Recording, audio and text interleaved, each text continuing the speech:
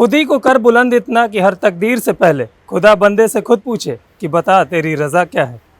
यानी इंसान की जो क्षमताएं हैं वो असीम है, ऊर्जा भी असीम है और वो मंजिलें भी असीम है जिसे इंसान हासिल कर सकता है। और आज चलते चलते हम एक ऐसे ही अजीम और असीम शख्स के पास पहुँचे हैं जिनके नाम में अरुण लगा दिया जाए यानी सूर्य, तो शख्सियत पूरी हो जाती है। सर बहुत बहुत स्वागत है आपका। धन्यवाद, मेरे नाम की इतनी सुंदर व्याख्या के लिए बहुत धन्यवाद। कहा जाता है सर कि जितने सख्त पुलिस अधिकारी थे आप, उतने ही सख्त मंत्री भी हैं। क्या सच? सच नहीं, कानून का राज होना बहुत ज़रूरी है और लोकतंत्र का भाव यही है। व्यक्ति का राज नहीं, मेरा राज नहीं है, कानून का राज है और जो कानून कहता है वो होना चाहिए। मैं भी यही कोशिश करता हूँ कि जो लॉ कह रहा है, जो कानून कह रहा है वो करो। अगर कानून में कोई गड़बड़ी है, विषमता है तो वो भी लोकतंत्र में व्यवस्था दी गई है, कानून चेंज हो जाता है। वैसे आप एसपीजी के कमांडो रहे, एनएसजी के ब्लैक कैट कमांडो भी रह चुके हैं, मनमोहन सिंह जी के सुरक्षा जो टीम थी उसके हेड रह चुके हैं जी, यूपी एटीएस के भी हेड रह चुके हैं और जिस स्वाट टीम को हम लोग हॉलीवुड की फिल्मों में देखते थे उसको आपने हकीकत में तब्दील कर दिया और अब आप मंत्री हैं। कोई ऐसी विश लिस्ट में कोई ऐसी चीज़ है जो अब अधूरी रह गई है अभी भी? नहीं, विश लिस्ट ईश्वर ने पूरा करने का बहुत अवसर दिया और ऐसा नहीं कि हमेशा सफलता मिली, पर बहुत बार सफलता मिली। पर मुझे लगता है कि जो प्रधानमंत्री मोदी जी का संकल्प है विकसित भारत बनाने का, वो मेरी विश लिस्ट में है और आपकी विश लिस्ट में भी होगा, हम सब की विश लिस्ट में है। और वो केवल एक ही बात पर निर्भर करेगा कि हम कितने सिस्टम बना सकते हैं, प्रणालियाँ कितनी मजबूत विकसित कर सकते हैं। और विकसित देश और कम विकसित देश में अगर तुलना करें तो यही अंतर है। विकसित देश में चीज़ें सिस्टमेटिक मिलती हैं, कम विकसित देश में चीज़ें कम सिस्टमेटिक मिलती हैं। तो जितने ज़्यादा हम लोग प्रणालियाँ बना लेंगे, या मोदी जी की भाषा बोलूँ, चीज़ों को ऑटो पायलट पर डाल लेंगे, उतने अच्छे परिणाम हम लोग को मिलेंगे। आप तो बड़े हिम्मती आदमी हैं, आईपीएस की नौकरी छोड़ के सियासत में आए और सियासत में डेब्यू भी ऐसे मैदान से हुआ जहाँ 26 साल से बीजेपी जीती ही नहीं थी। 26 साल के वनवास को खत्म किया आपने। प्रेशर था पहले चुनाव का? पहला चुनाव इतना तेजी से आया और तुरंत चुनाव प्रचार में जुट गए और भारतीय जनता पार्टी के समस्त नेतृत्व ने पूरा समर्थन किया, गाइड किया, प्रचार किया कि मैं नहीं, भारतीय जनता पार्टी जीती कन्नौज से। लेकिन हाँ, पीछे अब देखता हूँ तो समझ में आता है कि चुनाव में क्या होने वाला है ये प्रिडिक्ट करना बहुत मुश्किल होता है। ये अपने आप में बड़ी साइंस है, लेकिन ये साइंस अक्सर फेल हो जाती है और ख़ासकर अगर विधानसभा लेवल पे देखें तो और भी कठिन होता है। लेकिन बड़ी बात यह है कि अगर काम अच्छा है, व्यवहार अच्छा है, सबका साथ सबका विकास जो मोदी जी ने कहा, अगर उस पर काम हो रहा है तो जनता का आशीर्वाद मिलता है। मुझे आशा है कि भारतीय जनता पार्टी को आगे भी कन्नौज में आशीर्वाद मिलेगा। लेकिन अपने हिसाब से मैं कहूँ तो मैं बहुत संतुष्ट हूँ कि जो काम मैं कन्नौज के लिए करना चाहता था उसमें ज़्यादातर काम पूरे हो गए और अभी अगले 10 महीने 12 महीने बाकी भी पूरे हो जाएंगे। सबको साथ लेके चलना चाहिए। हम किसी धर्म, समाज, जाति में पैदा तो हुए हैं, लेकिन लोकतंत्र का भाव ये है कि हम सबका प्रतिनिधित्व करते हैं। बिल्कुल। यहाँ तक कि जिसने हमको वोट नहीं किया हम उसका प्रतिनिधित्व भी करते हैं और उसकी बात को रखते हैं। ये बहुत बड़ा डिसीजन था और आपका पॉलिटिकल कोई बैकग्राउंड भी नहीं था। संगठन से, सरकार से समन्वय बनाना कितना मुश्किल रहा था पहले चुनाव में? बिल्कुल भी नहीं, बल्कि मेरा पॉलिटिक्स में आना, भारतीय जनता पार्टी में, मजाक में उसको लेटरल एंट्री स्कीम बोलता हूँ, पर कुल मिला के बीजेपी में एक मूल कैडर तो है जो युवा मोर्चा से, विद्यार्थी परिषद से साथी शुरू करते हैं और संगठन के काम करते हैं, बड़ा परिश्रम करते हैं, त्याग तपस्या करते हैं, आगे बढ़ते हैं। दूसरी ओर भारतीय जनता पार्टी कुछ मेरे जैसे लोगों को भी आमंत्रित करती है और केवल मैं नहीं हूँ, सरकारी सेवा से बहुत से लोग हैं, डॉक्टर्स हैं, इंजीनियर्स हैं, लॉयर्स हैं, पीएचडी स्कॉलर्स हैं, सबसे बड़े और हमारे विदेश मंत्री जी हैं। तो कुछ विशेषज्ञता के लिए और कुछ विविधता के लिए मेरे जैसे लोगों को पार्टी लाती है और भारतीय जनता पार्टी की यही ताकत है कि नए लोगों को लाने में आगे बढ़ती है। ऐसी कौन सी पार्टी है जो मेरे जैसे व्यक्ति को आमंत्रित करेगी कि आप आइए पार्टी में आकर के योगदान करिए। जो परिवारवादी पार्टी हैं वो तो हमेशा डरती हैं इस बात से कि कोई और नेता ना विकसित हो जाए मेरे यहाँ। और ये पार्टी है जो कहती है और मुझे और ज़्यादा नेता चाहिए, और विविधता के लिए और विशेषज्ञता के लिए और मुझे लोग चाहिए।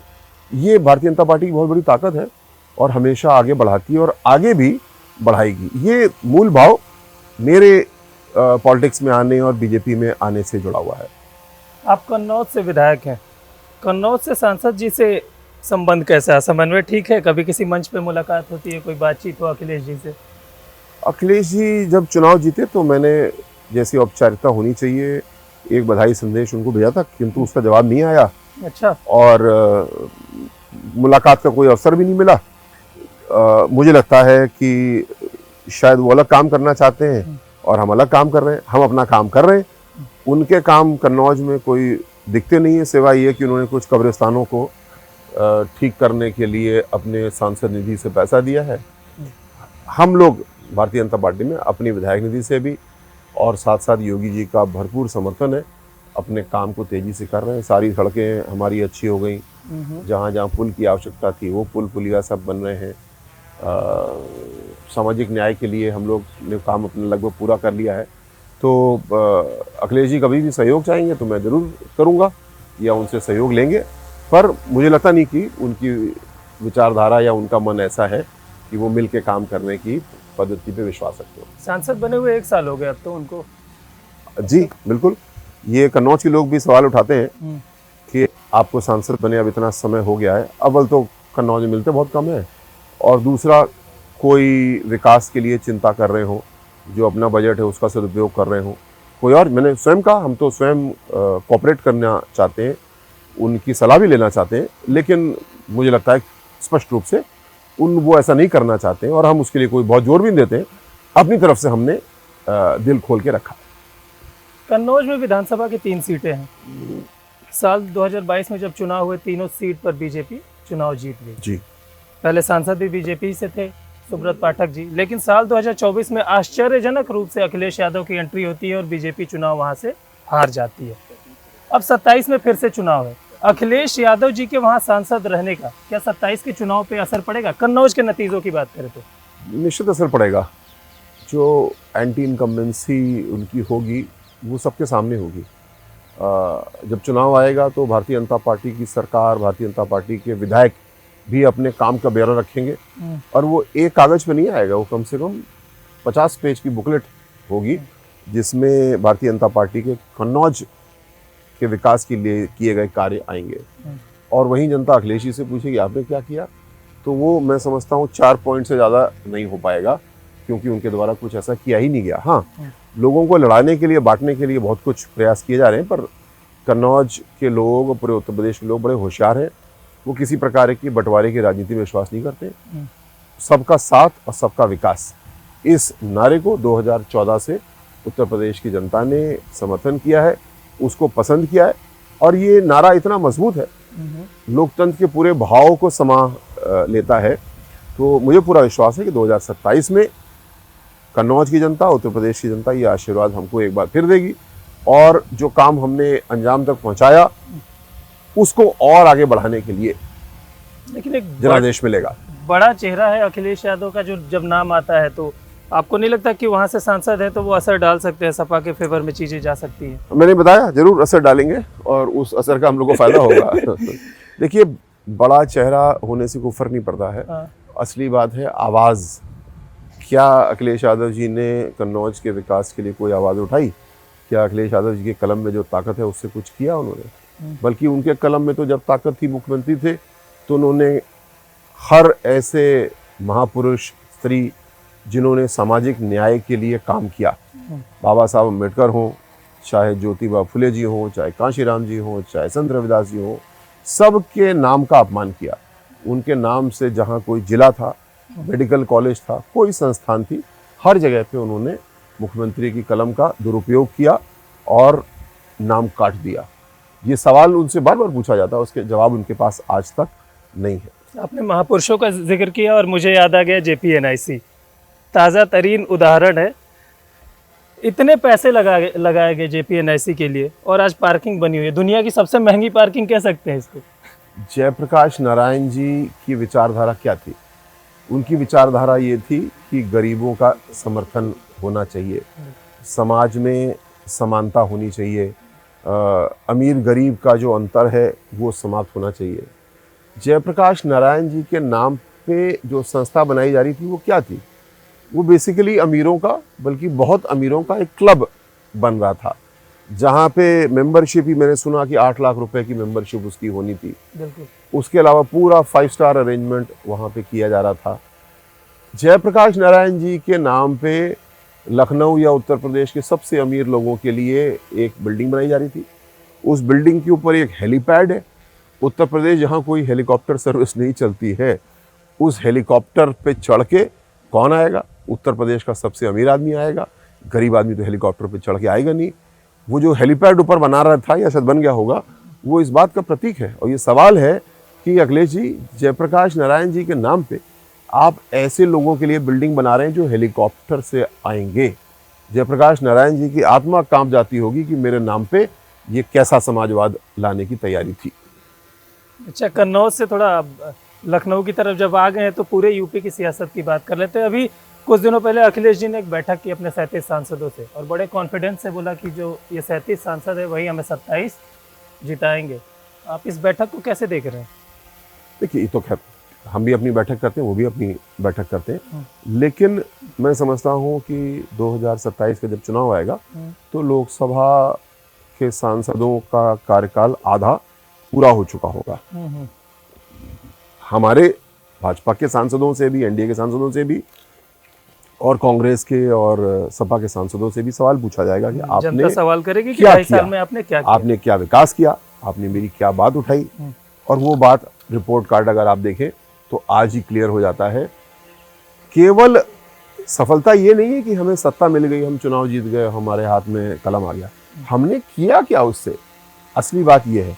और वो समाजवादी पार्टी या कांग्रेस के लोगों की काम करने की क्षमता ही नहीं है, वो नीति, वो सिद्धांत ही नहीं है कि ईमानदारी से काम करें, तो परिणाम या परिणामों का अभाव तुरंत दिखता है। मुझे लगता है 2027 के चुनाव जब आएगा तो स्पष्ट रूप से ये सबके सामने होगा। और जो तुलना है 2024 के चुनाव में, कुछ भ्रम फैलाने में समाजवादी पार्टी और कांग्रेस सफल हुई, लेकिन उस भ्रम का परिणाम सबको दिख रहा है। 27 में ऐसा कोई भ्रम नहीं हुआ, क्योंकि एक बार लोग उस बात को समझ चुके और साथ साथ उस भ्रम को तोड़ भी चुके। आप उपचुनाव का जिक्र कर रहे हैं, शायद 10 सीटों पर उपचुनाव हुआ, बीजेपी ने ऑलमोस्ट क्लीन स्वीप कर दिया। अच्छा, बीजेपी 2024 के नतीजों से सबक ले रही है या फिर 25 में जो 26 में उपचुनाव हुआ 25 में उससे उत्साहित है? दोनों बातें हैं। 24 में जो गलत कम्युनिकेशन हुआ, एक नैरेटिव समाजवादी पार्टी इंडी गठबंधन बनाने में कुछ हद तक सफल हुए कि संविधान बदल जाएगा, आरक्षण को खत्म कर दिया जाएगा, आदि आदि। ये हमारा कम्युनिकेशन उससे और अच्छा होना चाहिए था। लेकिन भारतीय जनता पार्टी, नरेंद्र मोदी जी जो सामाजिक न्याय के लिए ही काम करते हैं, हमारी कोई भी नीति, ऐसा नहीं कि नीति बनाते हो बाद में उसमें सामाजिक न्याय का कोई तड़का लगा देते हो, नहीं। हमारी नीति की तो फाउंडेशन, उसकी नींव सामाजिक न्याय से शुरू होती है। फिर भी इस प्रकार का भ्रम फैला पाए, ये हमारे लिए बड़ा सबक है। और भविष्य में अब स्पष्ट पूरी तरह सरकार तो भारतीय जनता पार्टी की बनी ही, लेकिन आरक्षण को क्या कमजोर किया गया? नहीं, आरक्षण को, सामाजिक न्याय को और ताकत दी गई।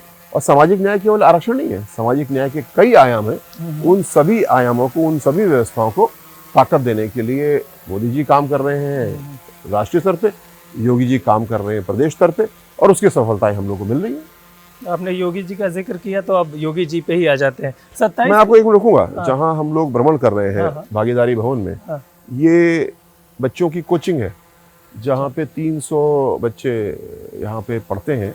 IAS, PCS आदि परीक्षाओं की कोचिंग होती है।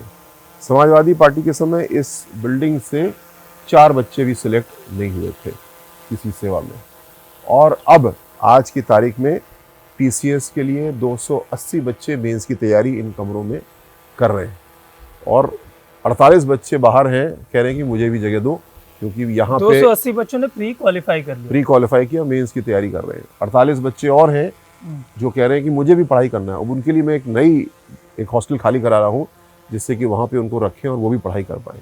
और IAS, PCS, IPS सब मिला करके लगभग 400 बच्चे पिछले 2.5 साल में इस परिसर से या मुख्यमंत्री अभिदय कोचिंग से सिलेक्ट हो चुके हैं। आप जो बात अभी कह रहे हैं, इसी बात को सीएम योगी ने थोड़े अलग तरीके से कहा। उन्होंने कहा कि बबुआ 12 बजे सो के उठते थे, उनको शिक्षा की कोई फिक्र नहीं थी, माफिया प्रदेश चला रहे थे। बिल्कुल, मुख्यमंत्री जी ने जब बच्चों को स्कॉलरशिप बांटी, अच्छा आपने स्कॉलरशिप का अच्छा जिक्र किया, 2017 में अखिलेश यादव जी ने बच्चों की स्कॉलरशिप रोक दी और उनको क्योंकि लैपटॉप बांटने का शौक आया, उस समय पैसा था नहीं, तो बच्चों की स्कॉलरशिप के पैसे से लैपटॉप बांट दिए गए।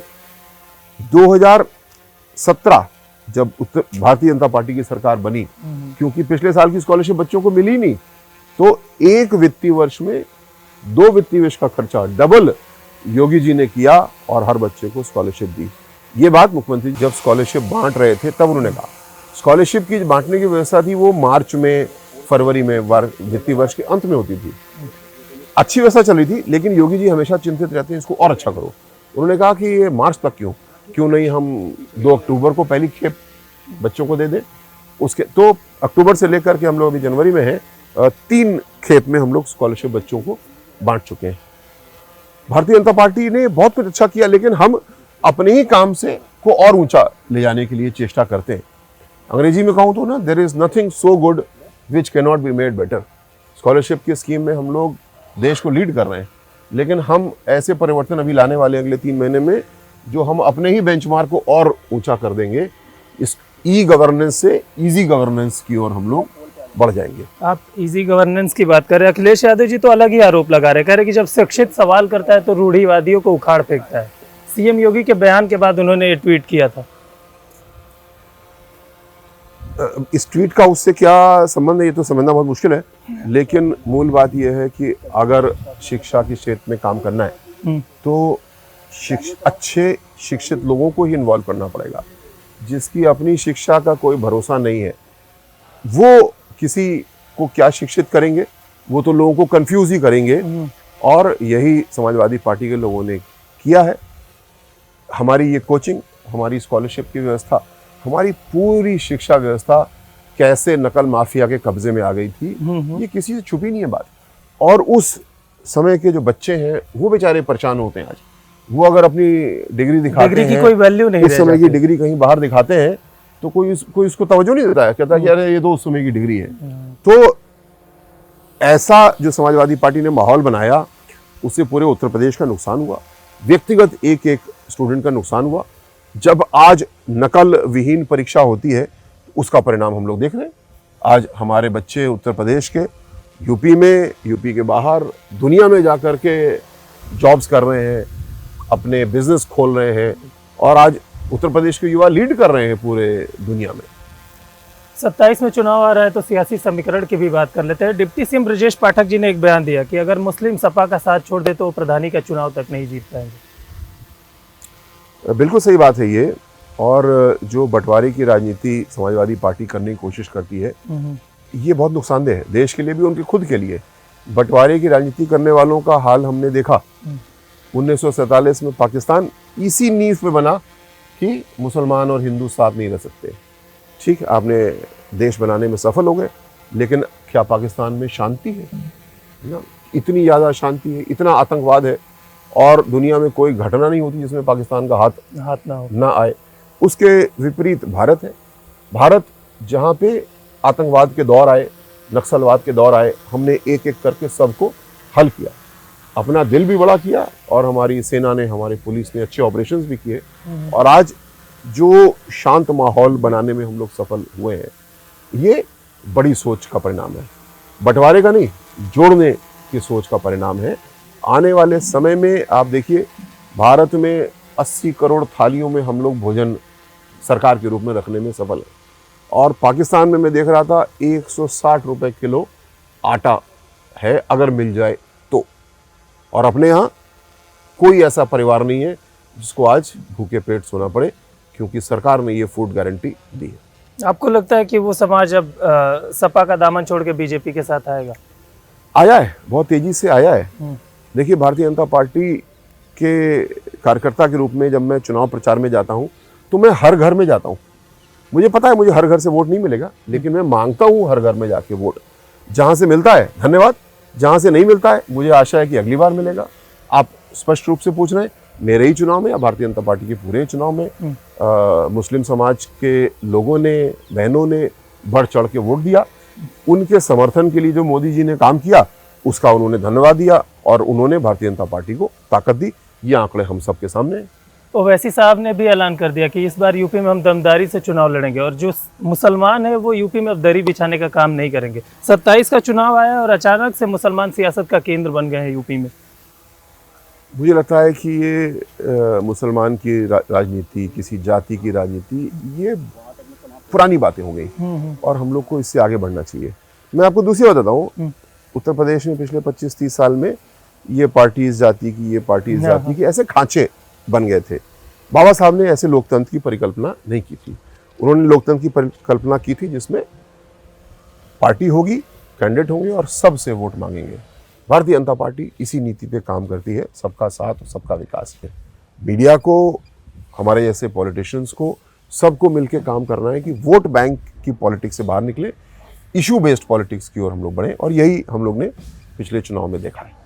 अच्छा, सियासत में किसी संभावनाओं से इनकार नहीं किया जा सकता। ओवैसी साहब यूपी में आते हैं, अखिलेश जी के साथ गठबंधन कर लेते हैं, क्या बीजेपी की रणनीतियों पर इसका असर पड़ेगा? ये तो हाइपोथेटिकल क्वेश्चन है, मुझे लगता नहीं कि ऐसा होगा, लेकिन ओवैसी जी एक अच्छे लॉयर हैं, वो व्याख्यान भी अच्छा करते हैं, लेकिन जो पोलर पॉलिटिक्स है, ध्रुवीय राजनीति है, वो अच्छी बात नहीं है। ओवैसी जी को सबकी राजनीति करनी चाहिए, उनको सबसे वोट मांगने चाहिए और मुझे आशा है अगर सबकी बात करेंगे तो उनको वोट मिलेगा भी। लेकिन ये नीति गलत है कि हम केवल एक धर्म, एक जाति की राजनीति करेंगे। सबको साथ लेके चलिए, नहीं लेकर चल रहे हैं तो आप लोकतंत्र के भाव के खिलाफ चल रहे हैं, जो संविधान बाबा साहब ने दिया उसके खिलाफ चल रहे हैं। अगर ऐसा कुछ होना होता तो बाबा साहब संविधान में व्यवस्था करते बिल्कुल कि अलग अलग धर्म के अलग अलग प्रतिनिधि होंगे, अपनी बात को वो रखेंगे। जैसा गवर्नमेंट ऑफ इंडिया एक्ट 1935 या उससे पहले कुछ किया गया था, सेपरेट इलेक्टोरेट्स की बात भी की गई थी, पर बाबा साहब ने जो संविधान अंत में दिया हम लोग को, उसमें उन्होंने ऐसी कोई बात नहीं रखी तो हम इसका सम्मान करते हैं, पसंद भी करते हैं। हम अपने तर्क की कसौटी पे भी इसको कसते हैं, केवल इसलिए क्योंकि बाबा साहब ने कहा। हमें भी ये बात ये सही लगती है कि हम आप सब लोग जब वोट देने जाते हैं तो हमारा वोट बराबर है। आप किसी धर्म को वोट दें, मैं किसी धर्म को वोट दूं, ऐसा तो हम लोग नहीं करते। तो वो हमारी जब संविधान में नहीं है तो हमारी पॉलिटिक्स में क्यों हो ऐसा? कुछ एक दो सवाल और मेरे हैं। एक बड़ा इंपॉर्टेंट सवाल है, एक मुद्दा चल रहा है जिससे आप वाकिफ तो होंगे ही। यूजीसी का एक नियम लागू हुआ है, हाँ। उसको लेकर सवर्ण समाज बड़ा विरोध कर रहा है। यूजीसी रोल बैक के हैशटैग चलाए जा रहे हैं। सवर्ण तो बीजेपी के कोर वोटर माने जाते हैं, चिंता करनी चाहिए ना? पुनः यहाँ पे वोटर से ज़्यादा सही क्या है इसकी बात है, क्योंकि ये विषय है। तो मैंने कौवा नाक ले गया वाली बात पे नहीं चला, मैंने ध्यान से जो इक्विटी रेगुलेशन आया इसको पढ़ा और पढ़ने के बाद में जो जिन बातों पे विरोध हो रहा है उस पर भी मैंने उसको कसौटी पे कसा।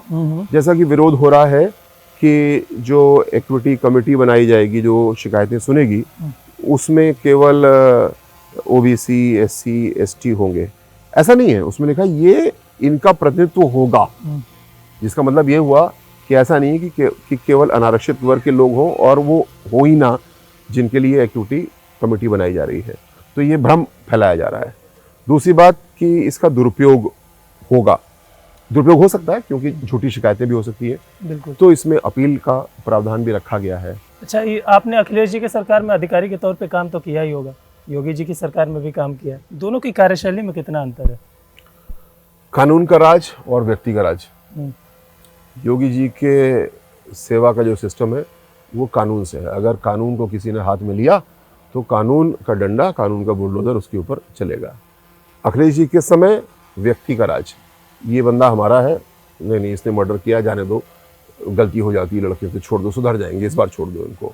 तो अपराधियों का समर्थन करना, माफिया को बढ़ावा देना, विधायक सांसद के रूप में उत्तर प्रदेश के सबसे बड़े अपराधियों को चुनाव में उतारना, वन डिस्ट्रिक्ट वन माफिया जैसी व्यवस्था बना देना, ये अखिलेश यादव जी का काम था, जिसकी वजह से कानून व्यवस्था का हाल क्या था ये हम जानते हैं। इसके विपरीत योगी जी ने सबको ठीक किया है, माफिया को मिट्टी में मिलाया है, नकल माफिया को दूर किया है और आज परिणाम, आज उद्योग उत्तर प्रदेश में कैसे लगे ये चिंता नहीं है, जल्दी से जल्दी हम जमीन कैसे दें ये चिंता है। हमारे लाइन लगी हुई है इस समय इंडस्ट्रियलिस्ट की, हर जिले में, कन्नौज के बाहर लाइन लगी है कि जल्दी हमें ज़मीन दो, और हम डिस्ट्रिक्ट मजिस्ट्रेट सब मिलकर लगे रहते हैं कि जल्दी से ज़मीन इनको उपलब्ध कराओ। बहुत बड़े परिवर्तन पे आए हैं। जहाँ पे इंडस्ट्री उत्तर प्रदेश से भाग रही थी, आज उत्तर प्रदेश के दरवाजे पे लाइन लगी हुई है, और हम ऐसी पॉलिसी बना रहे हैं जिससे कि जल्दी से जल्दी कम जेस्टेशन पीरियड के साथ में इंडस्ट्रीज हमारे यहाँ लगे। एक आखिरी सवाल है, जल्दी से ले लेते हैं। आप पुलिसिंग को अपना इश्क बताते हैं, आपको नहीं लगता कि जो सबसे बेहतरीन समय था पुलिस की सेवा में रहने का, उस समय आप सियासत में आ गए योगी जी की सरकार में? पुलिसिंग को बड़ी शिद्दत के साथ, बड़े गहनता के साथ मैंने किया। IPS मेरी फर्स्ट चॉइस थी, और पुलिस की नौकरी में जो अच्छे से अच्छी जिम्मेदारियां हो सकती हैं, प्राइम मिनिस्टर की सिक्योरिटी करना, एंटी टेररिस्ट स्क्वाड को संभालना, 112 बनाना, ये सब का सौभाग्य मुझे मिला। लेकिन मुझे लगता है कि योगी जी के नेतृत्व में जो मेरी जिम्मेदारी अब है वो और ज़्यादा संतुष्टि देने वाली है। मैंने क्या बोला, सबसे पहली बात बोली कि विकसित भारत एक ही बात पर निर्भर करेगा, हमारे सिस्टम बनाने की क्षमता पे। मैंने पुलिस में हमेशा कहा, आज ही कहता हूँ कि मैं सुपर कॉप की उपाधि से मैं पाने में बिल्कुल भी इंटरेस्टेड नहीं हूँ। मैं सिस्टम बनाने वाले की उपाधि पाने में ज़रूर इंटरेस्टेड हूँ। तो एक व्यक्ति सुपर कॉप हो जाएगा, वो आके सब कुछ ठीक कर देगा, बाकी ढीले ढाले से बैठे रहेंगे, बेईमान भी होंगे, ऐसे नहीं चलेगा। एक एक व्यक्ति को अच्छा करना होगा और पूरा सिस्टम अच्छे से बनाना होगा हम लोग को। चलते चलते के आखिर में हम एक रैपिड फायर करते हैं सर। कुछ नाम लूंगा, आपको एक शब्द जो आपके दिमाग में आएगा तुरंत बताना होगा। योगी आदित्यनाथ जी। उत्तर प्रदेश को गर्त से निकालने वाले व्यक्ति। PM मोदी। विकसित भारत का खाका देने वाले और पूरा करने वाले। Rahul Gandhi ji. Confused. Akhilesh Yadav ji. Super confused. Thank you sir, से बात करने के धन्यवाद, लिए। बहुत बहुत धन्यवाद। तो चलते चलते के इस एपिसोड में हमारे मेहमान थे यूपी सरकार में मंत्री असीम अरुण जी। चलते चलते के अगले एपिसोड में फिर किसी शख्सियत के साथ मुलाकात होगी, तब तक देखते रहिए DD UP।